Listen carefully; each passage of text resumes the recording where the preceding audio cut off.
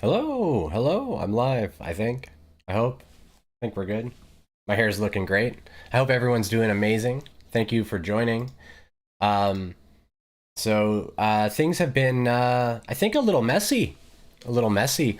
So I don't know if I wanted to just as I let people join, we'll get on some like pop culture a little bit, which are mostly distractions, but there's actually lots of learning that can happen there too.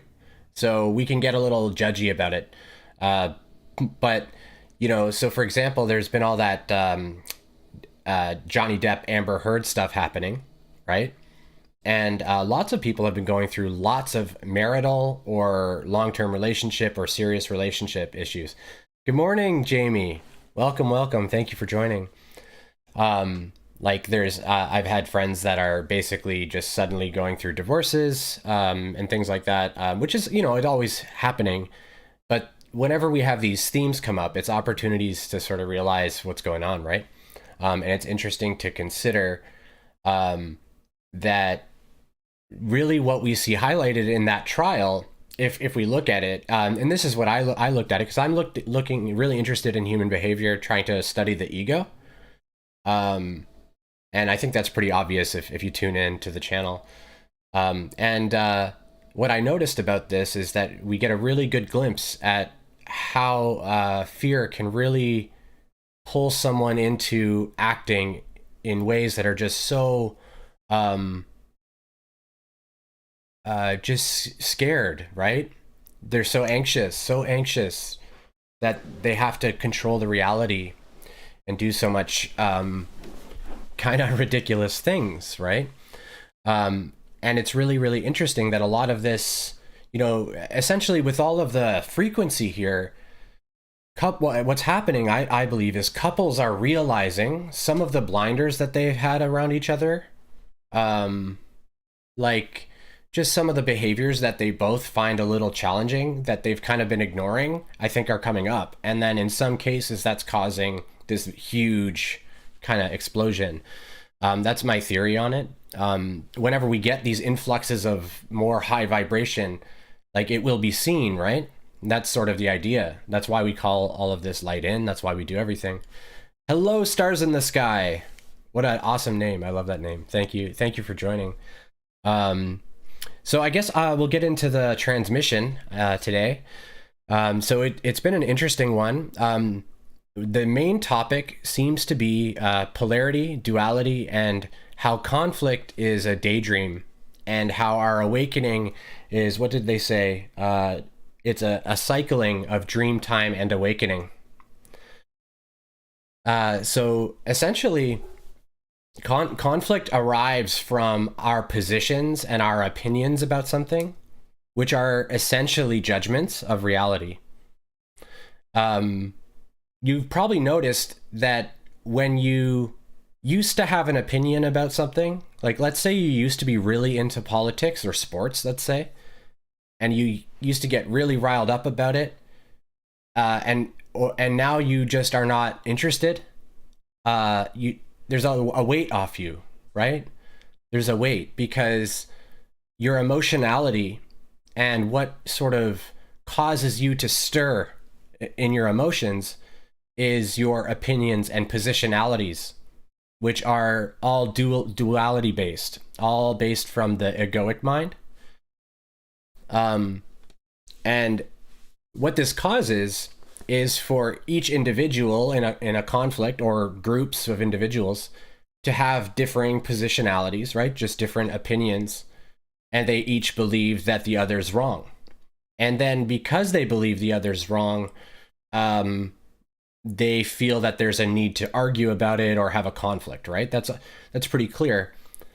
But the great thing about it is essentially that because the conflict itself is based in the idea that something's wrong, which is just not the case. It's not that we don't change what is not working. We actively let go of things and systems and we dismantle what is not serving, right? It's just that we recognize it's perfect now. Everything that came to now was perfect. Now is perfect. And our vision for the future is perfect, right? And so whatever positionality anyone holds is perfect now. And all we need to do is really stand in our truth, which is peace, and sort of that it's perfect. And we can always do better, of course, right? Of course we can always do better. I think that the society, and this is actually what they were saying as well, is that the society is sort of very hard on itself as well, just individually almost, and collectively. Everyone can tell that we're not doing really our best, but people are really hard on themselves and don't like to admit that they've made mistakes. Not mistakes, but they've made errors. They've messed up in some way. You know how it can be really hard, especially certain personality types. It can be really hard to say, I made a mistake here, or I totally could have done this differently. Good morning, Joe. Good morning. Welcome. Thanks for joining. So conflict is a daydream. Essentially, when we fall into a conflict of any kind, those moments in that conflict, we've kind of fallen asleep. We've kind of forgotten ourselves. We've tied an opinion up into like having some real importance or some real connection to our identity, and we're trying to defend something, and we're engaged in a daydream, is what they said. So when we're awake and conscious and not stirred and in balance, and an opinion is different than an opinion that we could say that our human identity holds, we're basically trying to learn how to have we could have our own opinions, right? But we have to basically realize that all of reality, everything that everyone sees, is literally just an opinion. That's what perception is. This is why, someone who has it, as we age, we have different hearing, for example. So there are tones that can play that a younger ear will hear, and tones that or frequencies that an older ear will just usually be incapable of hearing. It doesn't mean that because they can't hear it, it didn't happen, right? It's an opinion based on what's come in, right? It's an experience. These experiences are all opinions, and subjective is the word for it. Each individual's reality is subjective to themselves from the perspective of the dualistic mind or the egoic mind. And therefore, when we awaken to being all that is, we see, there's actually two layers here. This is what they were really hammering on, was that there are two layers of our consciousness, sort of, is the way they kind of described it. One is the egoic layer that is sort of identified with the body and is identified with the physical reality. And it is usually primarily unaware of the second and primary stream of consciousness, which is divinity itself, the eye of the eye, the awareness itself. The other component of consciousness is sort of like a mask or a curtain over it. And that presence is always there. Like, no matter how far away the egoic mind thinks that is, it is directly there right now, always. It's the egoic mind that can turn off, right? We've probably, if we've tried meditation or we've done different things, thanks, Jamie. Yeah, okay, good luck moving. Have fun. Love and light. Thank you. We're always in the process of like trying to let go of the egoic part of us that's speaking up and getting us to react emotionally, right? So we've noticed we can let go of that. We can't let go of awareness, right? We can't let go of being aware, because being aware is what is true. Being aware is what is real. Divinity is all that you are, and the costume is there. And so conflict is a daydream. The way they described it is that, what happens as we awaken is we begin to really see the divine potential, the infinite potential of that soul that we love. We see that. And when that soul speaks hurtfully to us, that destroys us because it feels like God themselves are telling us that we're not good enough, right? But this is because we've misperceived. We've associated the egoic self that they are not as being the one who speaks for divinity, right? Divinity wouldn't say that about you, right? What they've said is simply not true. Certainly it's their experience of the egoic, and it's an egoic belief, or it could be an insult or something. But they've said that, just as you occasionally say things out of turn or get heated or whatever. That's essentially what's happened with them. As soon as we return to our truest self, we realize that we don't mean those things, right? Good afternoon, Jody P. Good afternoon. Prosperity and great health. Thank you. Peace. Yes, I love that.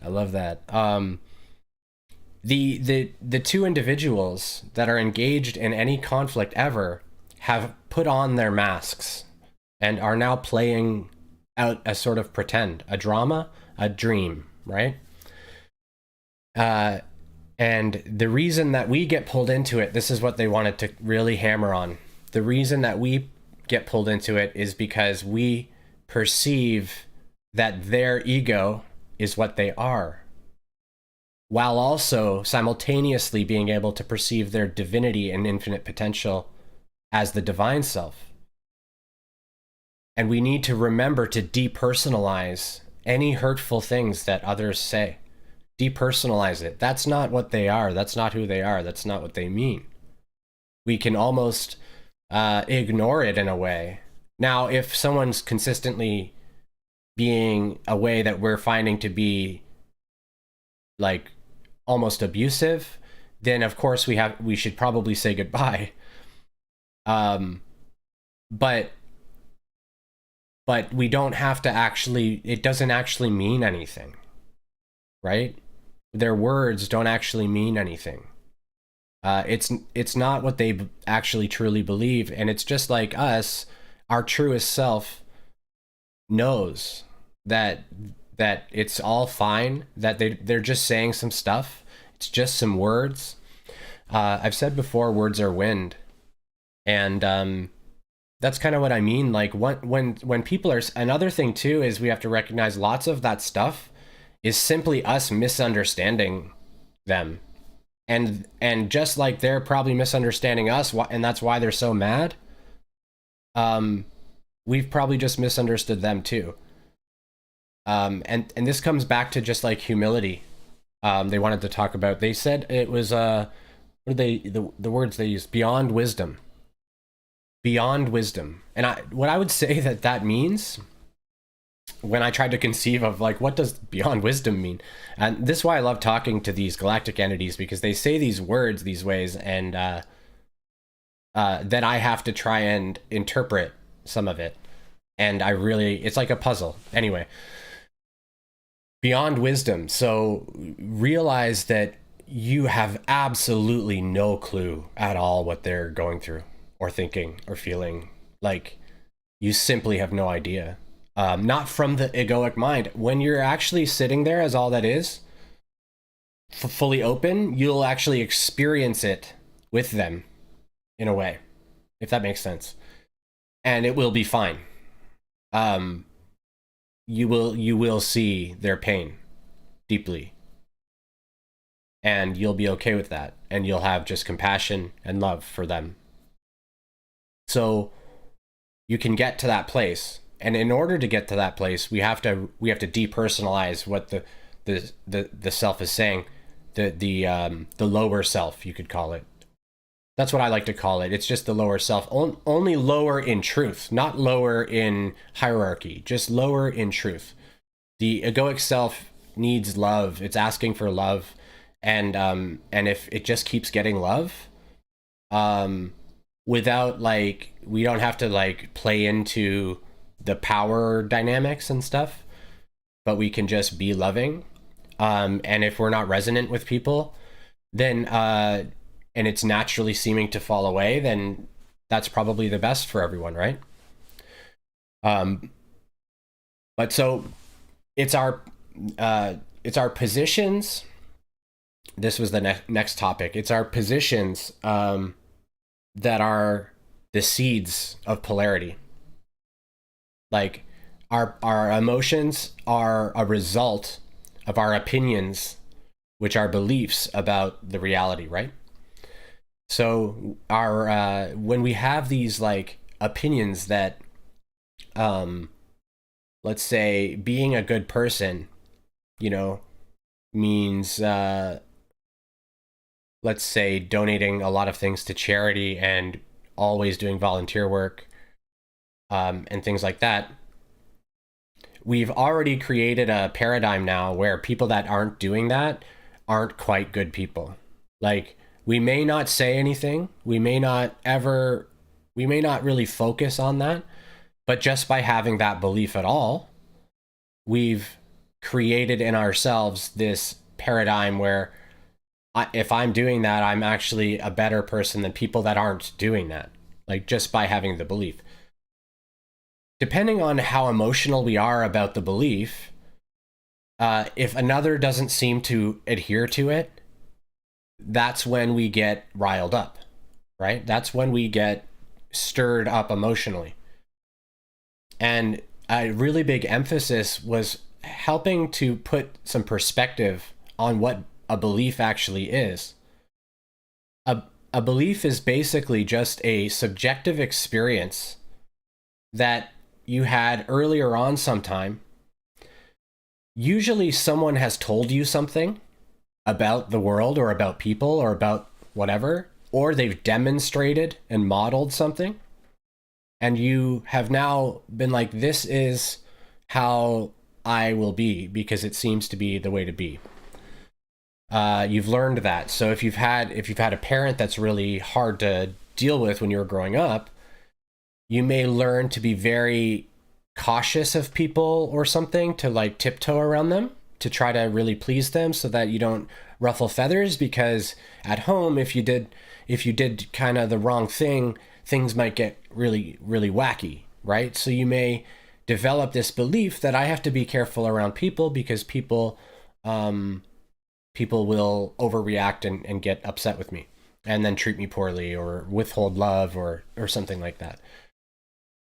So it's not always a bad thing either. We have beliefs that are like kind of positive beliefs, and we have beliefs that are negative beliefs. What we were trying to do is notice our negative beliefs about things and ourselves primarily, and remember that the situations that formed those were situations of egos kind of playing together to perform roles to help inform karmic lessons.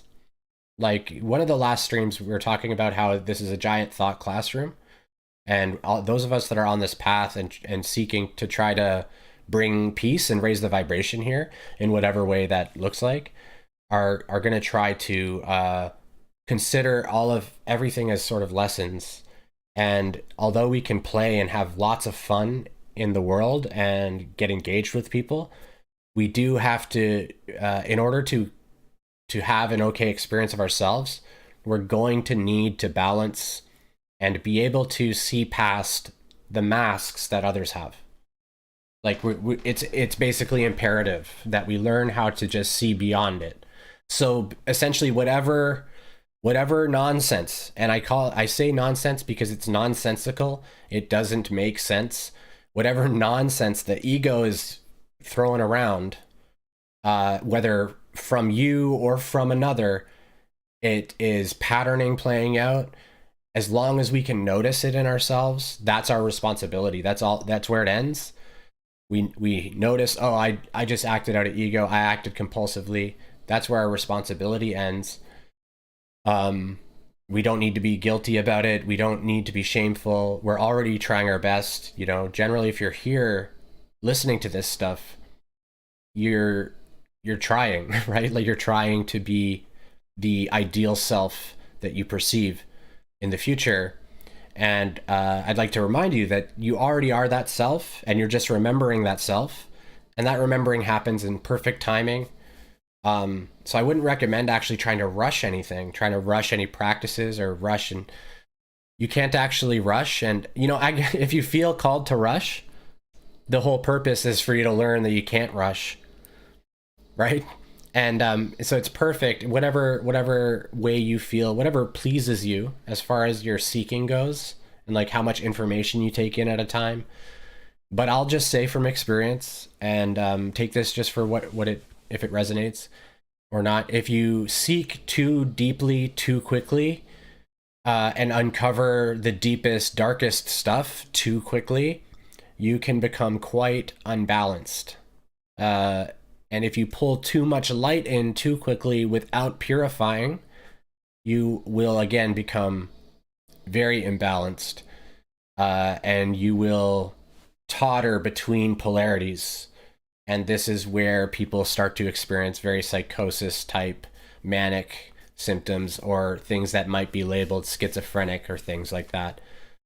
And it's a natural process. Basically, if you go through that, that was part of your learning, more or less, is the way to look at it. So I went through it, and it was hard, and that's why I'm cautioning. I'm merely trying to offer that path is totally valid, and some souls are wanting to learn that a bit. You could think as well that the higher self in some ways is wanting to learn a little bit better how to help an instrumentation awaken, right? So for us to move through these challenges, we're learning how to actually do this better. Many of us have done this awakening thing many, many, many, many times. I'm one of those people, and that's why I'm doing this. And we remember lots of it, right? We remember it. That's why when the downloads come in, it just makes perfect sense. I recall it. It's almost as if I'm just recalling what is true, right? That's how it feels for me, and those are the only downloads and discussions or channelings that I even broadcast, because if it doesn't feel resonant, then like as just true, or like, oh yeah, obviously, that's how they feel. That's how I can tell the polarity. It's just obvious. It's obviously loving, obviously aligned. But always take everything I say, of course, with a grain of salt.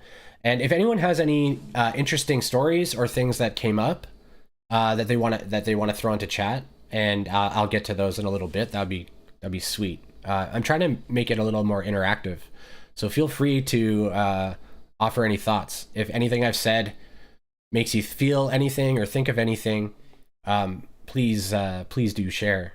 I am here to try and help, and also I just enjoy, like I said, human behavior and understanding people's experiences. That's what interests me most, honestly. And it's funny because a lot of times my perspectives can be a little bit criticized, because I tend to often say the human self isn't actually real, right? But the human self is the most easily studied part of us in this sort of illusion, because we have awareness of ourselves, and that we are a human self at a level. And so it's actually my compassion for the human self and for how the human self makes itself feel that it causes me to speak that way, right? The human self is dear and precious and doesn't deserve what it does to itself. Essentially, doesn't deserve what it's doing to itself. And it's not something that that people kind of grasp, because in the pain just feels very justified and very purposeful and very important, and very, very real. And it is real. It's happening, right? But the belief that formed it all is not real. The belief is that I'm this person, and that's all I am. the limitation belief, makes us feel that we've been harmed. Something has harmed us, but it's not possible for us to be harmed. So we have to actually learn to accept that, oh, all of the pain that I've ever felt wasn't actually, like, I did that to myself. These confrontations are really hard. And, if it doesn't resonate, don't go down the road. Like I said, take the pacing that feels resonant. And, I have a tendency to really say it how it is, as best I can. I feel really obligated to do that. And that's why, like, I just call these messages now galactic transmissions, because all the naming that people use, the galactic federations and whatever, it's all become somewhat distorted. And the words aren't that important. Like, the only reason they even give us really words or names most of the time is because the names are kind of demanded by us, because we're so kind of stuck on identity here, a lot of us, that we can't conceptualize something that is sort of considering itself source without a name, right? In the higher densities, we don't need names because we just detect the unique energy signature, is the best way to describe it. We can just detect who they are, if that makes sense. And they are as we are anyway. So it becomes somewhat irrelevant, but we do distinguish entities for many millions, billions, probably, of years. But the identity component of that begins to fall away, and eventually does fall away. So it's interesting that these messages come through, and again, always take what resonates and discard what doesn't. But if anyone has any questions about any of it, that'd be great. So we'll talk now about, like, transcending the ego, like transcending some of the dualities, because when we have an emotion come up about, like, something's wrong in my life, right? Something has gone awry. Someone has said something to me or whatever. And now maybe I feel shame. Like, maybe I feel like, oh my God, I didn't do the right thing. I should have known better. This is, like, kind of embarrassing that I did this. Even if no one knows, it's embarrassing to me. What we want to try to do is realize how grateful we are that we saw this error that we can correct now. For example, we want to switch the polarity, and we want to find love in the moment. That's what we want to constantly do, is, where is the love here? And the ego doesn't know where it is. The ego doesn't know what it is. The ego doesn't understand it at all. And love is everything. Like, it's just literally everything. So when we're looking at something and not seeing the love, that's us being in our ego and being in fear. And we can honor that. We should honor that deeply and feel whatever's arising, of course. But we also need to respect that what is arising is an illusion of some kind. This is a confused state I'm in. It's about having that honest reflection of oneself. And eventually what we want to try to do, they were saying this, that, like, the reason we're here, the reason that we're awakening, what we're doing is soul retrieval. We're remembering ourselves, recovering, recognizing ourselves again. And at first we're doing that in the external world.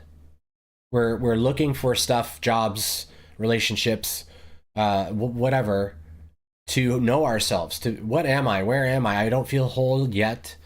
Where am I? Right? How can I make myself whole? We seek and we seek and we seek, and eventually we go, okay, none of this is working. I'm going to look in here. And then that's when we start to really see ourselves.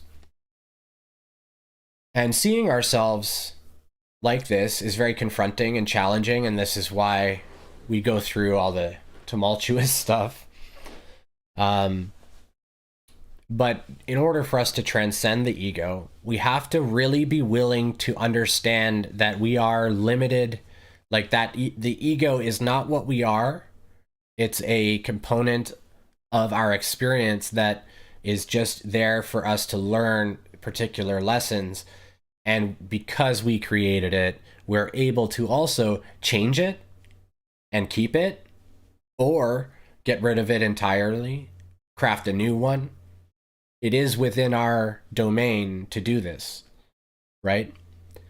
We're able to realize that everyone on this planet is essentially no different than an actor in a play, actor, actress.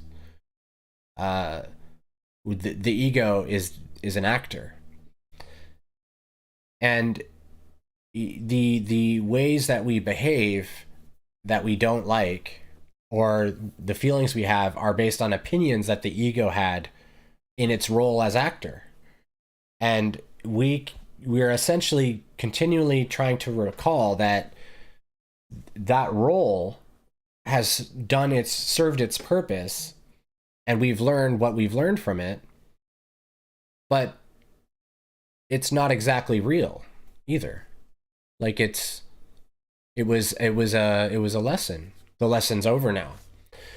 And then once the lesson is over and gets sort of integrated and we start to understand it, that's when the universe usually tests us again with the same lesson. This is to clear up any remnant, unforgiven aspects of it. So, for example, I was gaslit a lot, and people were, without intending to, or without realizing what the severity of it was, I felt that people were often very emotionally and psychologically abusive, especially with gaslighting. That was probably the hardest thing for me, was that people would tell me that the way that I saw the world not only didn't matter, but was wrong, that I was crazy. And I was put away in a mental institution for against my will for several days, a few different times. Now,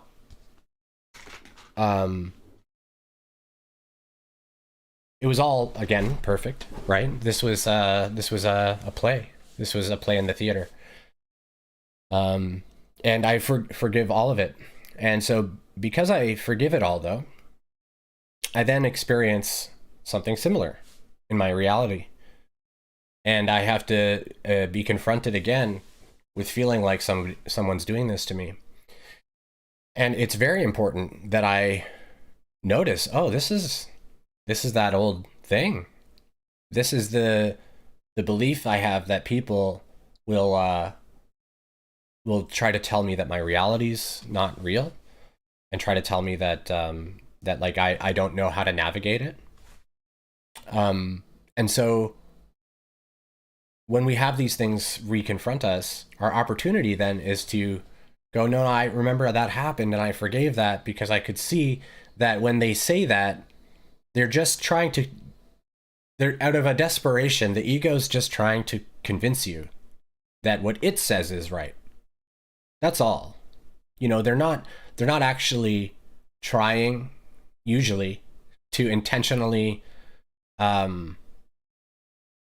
say that you're crazy and stuff. Now, of course, they do that as well, but also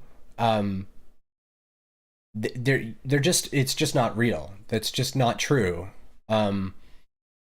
You can be mistaken, of course, right? So there's a difference too between, like, you know, sometimes we'll get into conversations and we'll say something and someone will misinterpret that, and they'll think that we mean something negative when we're trying to be positive and loving. And so then we're kind of like, you know, like then it's like, well, I don't want to question your reality, but that's not what I meant. So you know, I'm sorry, but that's not what I meant. And sometimes that's good enough, and other times people don't let that go. And so then it becomes a question like, you know, of course, how they're feeling is real, right? They're feeling it. They experienced it because of a belief that you were trying to say something that you weren't trying to say. And it becomes really challenging to navigate without gaslighting, basically, without seeming to be gaslighting, because it's so based on subjective reality that we were talking about earlier.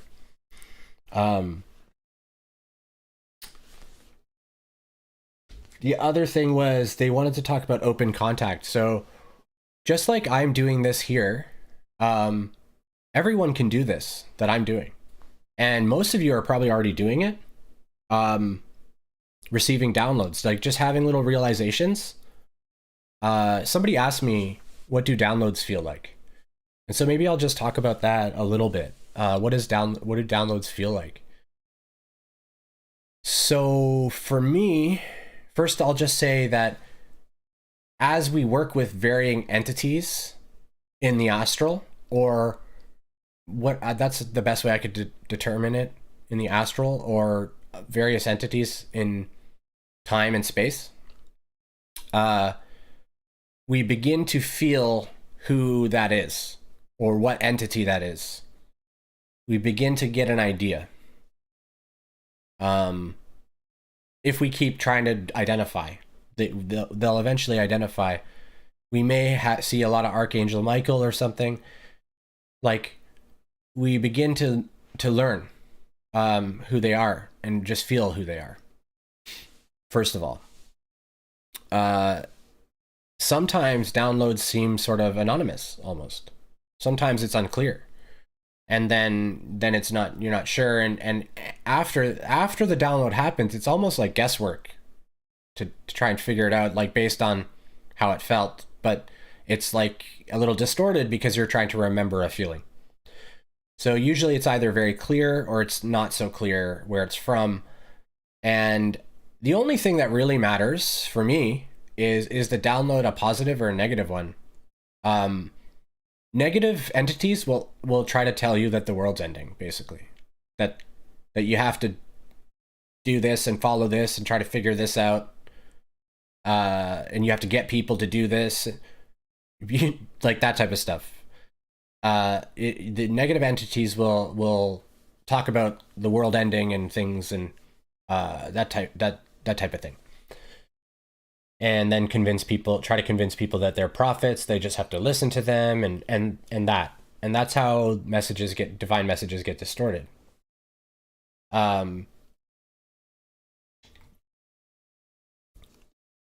But it just feels like a sudden boom of knowing. So most of you are probably getting it already. You just probably are not quite able to discern what it is. But if you really start to ask for more of these knowings and really start to say, like, if you wake up in the morning and say, today I'm going to see the truth, I ask for any and all assistance to help me see what I need to see today. That type of thing, like just set intentions to receive these. You'll have moments. Now, you're not going to receive downloads that are going to confront your reality enough to really scare you brainless. Usually, like, the positive sources are not ever wanting to really do that. So essentially, your openness and willingness to be honest with yourself, to look at yourself and at your reality, which you perceive to be as part of yourself, your identity. If you're not able to see, like, for example, if you're really, really abusive but totally ignorant of it, like, you have to be willing to truly see that. Like, oh my God, I've been being so abusive, in order for the downloads to come in around that topic, right? If you're not open to looking at yourself honestly and authentically and truly with an open heart, then you're not open to new knowledge in any of those areas. And because all of the areas are linked by sort of forgiveness and unconditional love, wherever you have these resistances to knowing yourself, those are the blockages to receiving more transmissions and more light, more awareness of these things. You're not able to process them. In other words, you're holding a lower vibration because you are holding on to falsities in your field. So as we open up, we start to get more and more of these downloads and awakenings, or opening our eyes to things. And it's experience different for everyone. I wouldn't even say they're all downloads. There's some that just feel like a pop that I on my own, or I would say all of it is through the grace of God. That's what I always remind myself. There's the infinite creator. So any of these entities, any of them, they're just little puppets of the creator, just like we are, right? People say stuff, right? You don't listen to everyone, right? So the entities that are negative can feel very powerful and very like, look, I am wise, and they are wise, and they're trying to enslave you. And you don't have to be afraid of them at all. It's just like, if some guy walks up to you on the street and goes, hey, I can teach you how to run the world, come get in my van, you're gonna go, that sounds like it's not gonna be a good time. That just sounds like it's not gonna be a good time for me. But I got wisdom in my van. Yeah, but that's not a... Oh, Jody! $20. Thank you, Jody. Thank you. So grateful. That's amazing. I think that's the second super chat I've gotten, and thank you so much. I'm so grateful. Wow, I didn't anticipate that. I feel good. Money is a funny topic, but I'll do a stream on money one day, probably. I think people can guess when I think about it, but so yeah, when the downloads are coming in, we just want to try to tune in. Actually, if you get the ringing in your ears, in my experience, these are actually actual transmissions happening in that moment. The ringing, if the ringing is in the right ear, it is usually a positive frequency. If the ringing is in the left ear, it's a negative frequency. In an entity that is not swapped. So, I'm guessing, I'm not entirely sure, if you're right-handed, then the left side will be negative. I'm not entirely sure if the handedness matters at all, but I'm kind of guessing. Either way, you'll start to be able to discern. So I get negative in my left ear, I'll just say that. I get negative in my left ear, I get positive in my right. Occasionally I get both at the same time. That creates almost like that binaural beat sort of sound. These are downloads, in my experience. That's what they are. So they can happen without the ringing, but they can also happen with the ringing. And the primary thing that we want to try to do is almost like, you can imagine almost like a radio dial in your mind, perhaps. And as the ringing begins, just start to go, okay. It's not uncomfortable. We don't want to think it's uncomfortable. It's beautiful, is what we want to think it is, even if it's a negative one. And the reason is because in the negative one, there's treasure. There's treasure. The negative entity is trying to convince you of something that is not true. And in that action, they are belaying their intentions and helping to show you yourself. It's an aspect of you talking to yourself, in other words. So of course you should always listen to yourself. if you can handle it, right? At least that's my perspective. And of course, use your discernment. If you just want to turn that off, like imagine the dial in the mind and just turning it off. I don't want it. If it's feeling negative, if it's feeling positive, then of course maybe you want to try to tune the dial, right? Tune the dial to where what is this saying? What is it?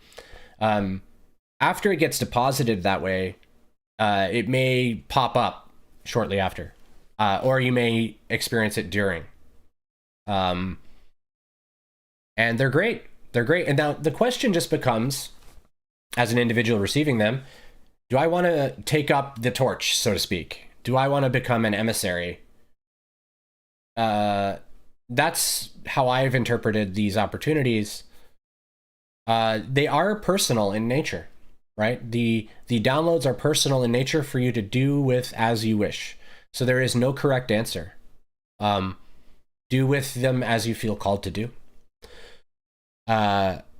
What the Galactic teams have always said to me was, we constantly are repeating the same messaging.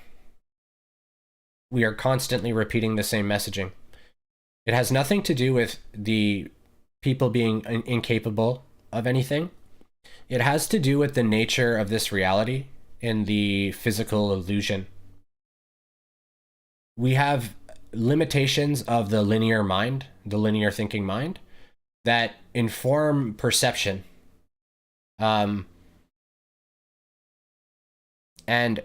we try to conceptualize what we're taught. So when we are told to, when we're told something like everything is love, we feel it, right? And we're like, yeah, that feels true. I like that, yeah.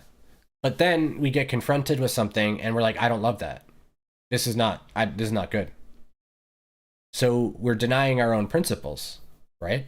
When that happens, whenever that happens, we're all denying our own true principle, which is that we do see the love. We're just kind of ignoring it accidentally. What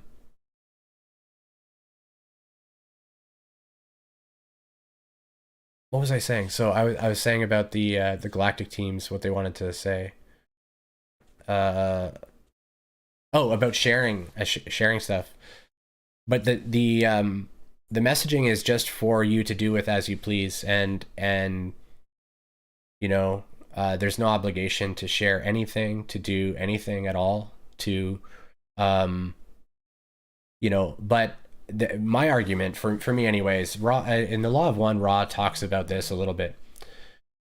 Basically, if you're in a position where you're really seeking to understand reality and really wanting to grasp things and really wanting to learn, wouldn't it be a little bit of a disservice to not share what you're learning? You know? Basically, and if you go down that route and choose to be an emissary for galactic messengers or messages, like I have, you're going to be challenged with receiving some messaging that's not real, like that's not true the way that it's phrased to you or the way that it's framed. You're going to have to battle with a little bit the polarity of being open to these things. And it's not truly a battle. It's just about learning discernment. You know, it's just about learning discernment. And trying to remember that we don't have to listen to anything that's coming in. It's not, nothing comes in and demands anything of us. We eventually realize all is the creator, and we just devote ourselves to divinity. I devote myself to the divine, and I will do as I feel called to do of the divine will. The divine will not act outside of love. It won't. So, and we have to be careful what we mean when we say love, because we have an idea of what love is here, but our ideas of love are not right. we don't you can't understand love here. You can only try to describe it and stuff in different ways. And like we have different flavorings of love, familial love. Um, when you start to see soul recognitions, that's more closer to what love is. It's an unconditional acceptance is more like what I try to call it, the non-polarized way of looking at that. It's an unconditional acceptance of an innocent divine being. That's what love is. That's the best way I can describe it. So, and that just means unconditional grace, mercy, peace. And that's what the divine, it calls for. That's all the divine ever asks for. In fact, it doesn't even really ask for that. It just sort of suggests it, right? Gently. It's very subtle. So, that's, I think, where we end up getting really, really challenged if we are doing the messaging stuff. But again, we don't have to share that stuff. I would really consider, if we are getting that type of thing. What they said as well was blind enthusiasm and sort of like the Fool card, like just try to be excited that we're receiving these things. Like so many are. They told me so many are receiving, and we're all receiving kind of the same messaging. And if you actually are like, I don't know that this is true, but I'm sure probably this is true. If you bounce around the different channels that are talking about galactic stuff, we're all, I think, talking about probably the same things, right? Like we're all talking about, maybe we might be talking about different specifics, but we're all talking about the same thing. There, you can tell it's a coordinated effort that's just coming up through random people that don't know. I don't know any of these people. I don't know any of these other content creators. And occasionally I'll be wondering, like, am I like talking about the right stuff? And then I'll see something and I'll happen to watch a bit of it. And I'm like, I just said that, or I was just about to say that, or whatever, right? So it's obvious to those of us who are getting the downloads, and that's why I think people tune into some of these things, because a lot of the times what I'm saying is like, I've been thinking a little bit about these things, and luckily for me, I get to be sometimes the person that is answering some of the questions that, like, so being that type of messenger, and that makes me very joyous to be able to answer questions that I was once trying to grasp, trying to figure out. And that's the only reason I do any of this. Do you or did you feel mission driven prior to sharing your experiences? Did that feeling dissipate once you began, as if you figured out that you're on the right path? So I grew up very technically oriented and almost atheist, agnostic. Eventually I became agnostic.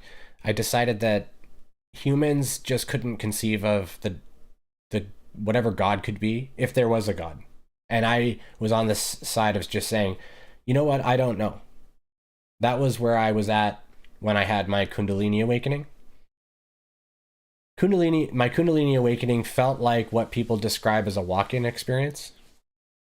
And this is when I understood that I was to begin talking about these things. And then it was very much not a question at all. It was just really just actually looking at the leftover human identity components that were resisting talking so openly about something that I did not understand at all. So you can imagine someone that's like really analytical suddenly hearing spirit and seeing things, and so you can imagine the instability that caused. I remembered that I'm a wizard, and I remembered that I'm here from an order that we call the Melchizedek, and I've been here for a long, long, long time. And I just started remembering all of it. I remember being around Marcus Aurelius. I just remember all these weird things. Weird things. And I don't know anything about the history. I didn't study any of this stuff, and I just remember a bunch of stuff. A lot of stuff in Egypt. And then in Ireland and areas up there as well. Scotland. So anyways, so when I woke up from that, it was just clear to me that I had to do it. And I had a lot of resistance, like, what are people going to think of me? Like, what are people going to think about? Like, I'm a father of four. I was married, and the relationship sort of had to end. I lost all my friends. Everyone thought I was nuts, basically. Yeah. So, I don't actually see it as a sacrifice or anything. I just see it as the path that I chose. So, yeah, no, it's not been a question for me. But prior to sharing, I felt that I had a really important thing to do here my whole life. That I felt that what I was going to do was really important somehow, at least to me, and I would feel that I would be helping a lot of people. And so that's really the only goal I've ever had. And earlier on, I tried to do that by helping people with their IT. The only thing I could think to offer the world that I seemed to be really good at was IT. Technology just makes sense to me. It's really easy. And I got lucky with that. Well, I wouldn't say I got lucky. It was all planned, but so as I grew up, it just seemed like the easiest way to help people was to help them with their technology. So I moved into that and started doing that, and it eventually just wasn't super fulfilling. And then I got fired a bunch of times, which triggered a very deep, dark, depressive state. And that's when I had the Kundalini Awakening and the sort of walk-in type experience where I met Ka for the first time. And I was reminded of what I'm doing. And it was a lot. It was a lot to take in, right? Until that point, I thought I was a human body thing. So, and then when in the middle of the Kundalini Awakening, like, I was able to see inside of things. It was the weirdest thing. And I can still do it a little bit. But we could see inside of what everything is because we're everything that is. We just put our consciousness there and look at it. That's all it is. And all of that to just open up and pop open like that was just bananas. It happened because it was either that or, like, you know, I wasn't going to end up surviving, basically. I wasn't going to survive. So that was the only way for things to continue in any sort of way that would help me continue to be of service. It's really interesting how things happen. But that's about the blind enthusiasm. That's what they wanted to talk about. So thank you for that question, because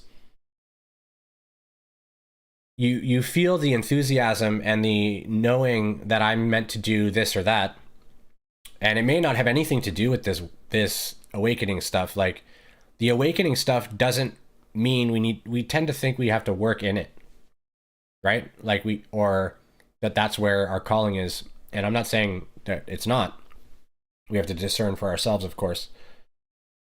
But we may just really like making music or something else, or helping people that have been victims of some type of thing, and we went through a similar thing. We want to help them. You know, it's important, I think, that we take a stock of, like, what we actually feel most resonant doing. That's the only thing that I would say. And then whatever that is, we take the blind enthusiastic approach of just presuming it's going to be fine. Like, there's a reason you're called into doing it, and it's like, am I going to answer this call that my soul seems to be pulling for, or am I gonna not? Usually, if you don't answer it, it kind of lingers. And this is why people sometimes when they're on their deathbed, they're like, oh, I kind of regret that I didn't do these things. These are things that the soul really wanted to try to do. And it just didn't get chosen. And so most likely something like that will move on to the next life. If you're on this path, you're probably learning to let go of all of that concept. Like all of the idea of desire and stuff will probably start to fade away, because once perfection, divine perfection, starts to really settle in, there's nothing to desire. What could you desire? You know, it's already here now, this desireless perfection. So we're just remembering that. And the more that you recall that, the more that the moment is just fine, perfectly fine. Everything's fine. Everything's great. It doesn't even matter what's happening. It's irrelevant. And that state's totally achievable. Like I said, I was a dude in IT, and I've seen it. So I know. And it would be a shame for me not to try and somehow help people get there. I don't know how I figured it out. You know, like I said, it's the awakening just happened. I wasn't doing spiritual anything. I wasn't doing anything at all. And then I was like, oh, starseed, oh, like all these freaking out. It was great. It was great. It was a roller coaster. What else did they say? Oh, I wanted to end with a final practice. Hopefully you guys find this useful. And if anyone has any other questions or anything else they want to talk about, please drop it in the chat. So the practice is that we want to try to remain balanced and remembering what we are while we're engaging in conflict or confrontational conversations or emotionally challenging conversations. What we're trying to basically do is train ourselves in a way to remember that we're the divine all one right here. It doesn't mean we control anything. So we have to release the idea that like we control stuff. Excuse me, sorry. We have to release the idea that we control stuff, but then we also have to recognize that we are divinity here now. I am here. We are here now. We know who we are, we know how we serve, and we know what is true. And what is true is that this divine being is a little bit upset, and a little bit, we don't have to think of it like confused, but they're upset about something. And we actually don't have to let that upset us, because we don't have to take responsibility for how they feel. What we do have to take responsibility for is any of our contributions and like what we may have done and stuff, but we can review that on our time. But in the moment when that other person's upset, or maybe we're starting to feel upset, we're internally, what we're trying to do is remind ourselves, I'm here. This is okay. Conflict is a dream, right? Not trying to pretend that it's not happening. We're trying to actually embrace that it is all happening, and I am here with it as divinity, as my divine self seeing all of this unfold. I am here with it. I'm aware of it, and I honor it, and I love it. There's love here, and I may not exactly know where it is yet, but I know it's here, and I trust that it's here. I have faith. And at a certain point, faith becomes a useless word, because faith is a mechanism to remember. Faith is a mechanism that we use to remind ourselves that it's okay, right? But eventually we don't have to remind ourselves of divine perfection and that it's okay. There's nothing else to do. There's no faith to be had because what is true simply is as it is. It is perfect as it is, and there is no faith. The faith is what you are. You are the faith.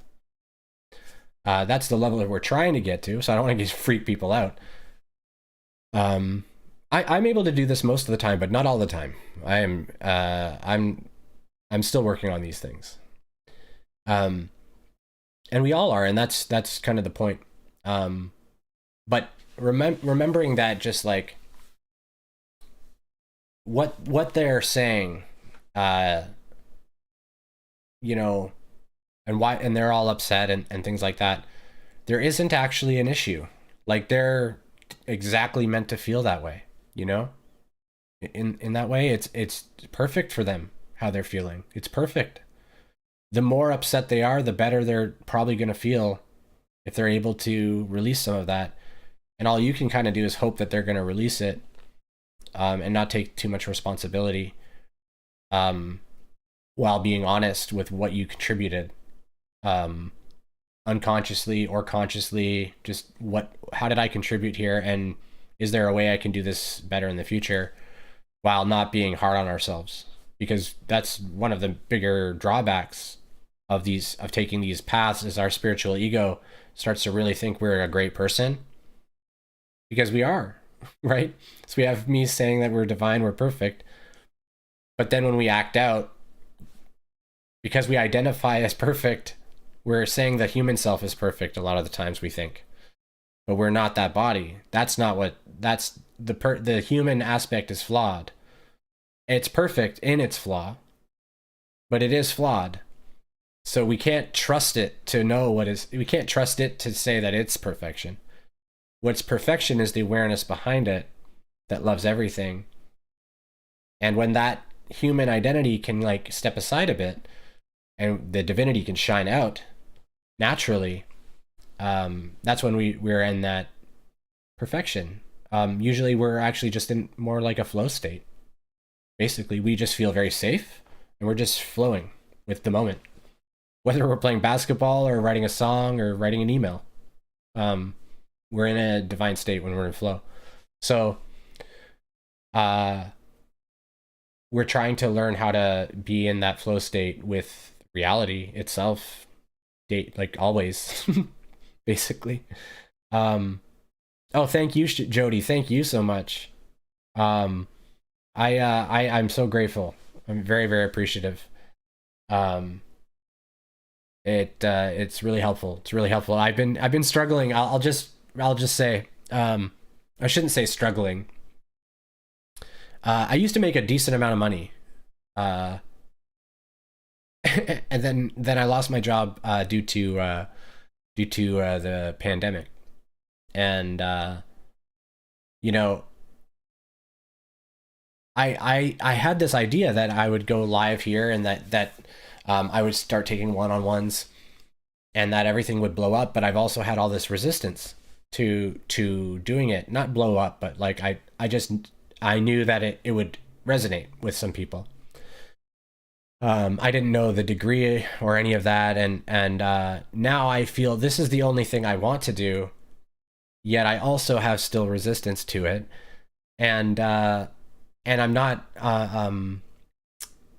I'm working on trying to figure out ways to monetize it that don't feel icky, you know? And the only thing that doesn't feel icky is like donations. So I think I'm just going to do everything donations, because, you know, I'm basically going back and forth constantly over ways to monetize what I'm doing so that I can actually, like I said, I have 4 kids. I have, you know, I had stuff going on. So I'm like, you know, I could go get a job, but that doesn't seem highest and best for me or for anything. so yeah, I've been in this kind of funky state, and so the donation is really timely, you know, divine timing, right? Because I've been like, can this work? Give me a sign, right? Like, can this work? Thank you. So I really, really appreciate that, and I hope everyone has a beautiful day. I think that's about time for me to pop off. We're almost at an hour and 11 minutes.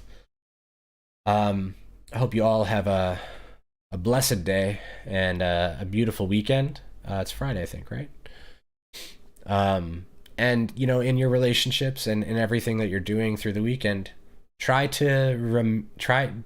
I challenge you to try to just remember what you are throughout those conversations, whether they're hard or not hard, or just I'm a divine being. I'm here. I know what I am. Right? Those words actually came from Paul Selig. He channeled, and actually, the reason they mean so much to me is the beings he channeled were from Melchizedek, which is the order that I'm associated with. Not this thing. This thing is just a dude. But so if you do that though, like just while you're playing with your nephews or kids, or you know, hanging out with a brother or sister, mother, father, whatever, friend, if you try to just do that, like you may find yourself start to cry, you know, things like that. It's very fun. Very, very fun. And actually you'll have a healing effect on people when you do that. So you can know that as well. Um, sometimes people might get a little anxious suddenly around you. And so you know, it's not your fault. Just you're doing the right thing. If you're doing the right thing, as long as you're not trying to agitate anyone, you're doing the right thing. So um yeah, so I'm so grateful for you guys. Thank you so much. Thank you again, Jody P, for the super chat. I really, really appreciate that. Really helps me out. So grateful for you guys, and I hope you guys have a beautiful weekend, and I'll talk to you soon. Take care.